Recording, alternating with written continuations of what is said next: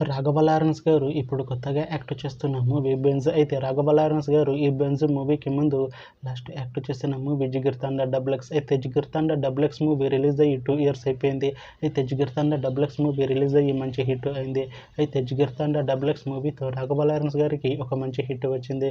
అయితే రాఘవ లారెన్స్ గారు 'Jigarthanda double X' movie release తర్వాత 2 ఇయర్స్ టైం గ్యాప్ తీసుకొని ఇప్పుడు మళ్ళీ ఈ 'బెంజ్' మూవీలో యాక్ట్ చేస్తున్నారు రాఘవ లారెన్స్ గారు.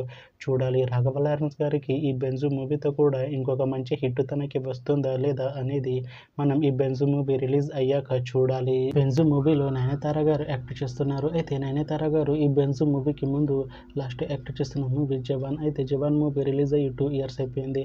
అయితే 'జవాన్' మూవీ రిలీజ్ అయ్యి మంచి హిట్ అయింది. అయితే 'జవాన్' మూవీతో నయనతార గారికి ఒక మంచి హిట్ వచ్చింది. అయితే నయనతార గారు 'జవాన్' మూవీ రిలీజ్ తర్వాత 2 ఇయర్స్ టైం గ్యాప్ తీసుకొని ఇప్పుడు మళ్ళీ ఈ 'బెంజ్' మూవీలో యాక్ట్ చేస్తున్నారు నయనతార గారు.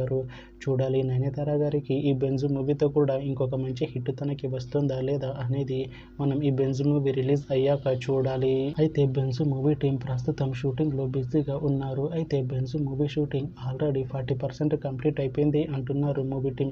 అయితే 'బెంజ్' మూవీ టీం మాత్రం చాలా కాన్ఫిడెంట్గా ఉన్నారు. ఈ 'బెంజ్' మూవీ మంచి హిట్ అవుతుంది అంటున్నారు మూవీ టీం. అయితే 'బెంజ్' మూవీని 2026లో రిలీజ్ చేసేలా ప్లాన్ చేస్తున్నారు మూవీ టీం. చూడాలి 'బెంజ్' మూవీ రిలీజ్ అయ్యాక మంచి హిట్ అవుతుందా లేదా అనేది మనం ఈ 'బెంజ్' మూవీ రిలీజ్ అయ్యాక చూడాలి.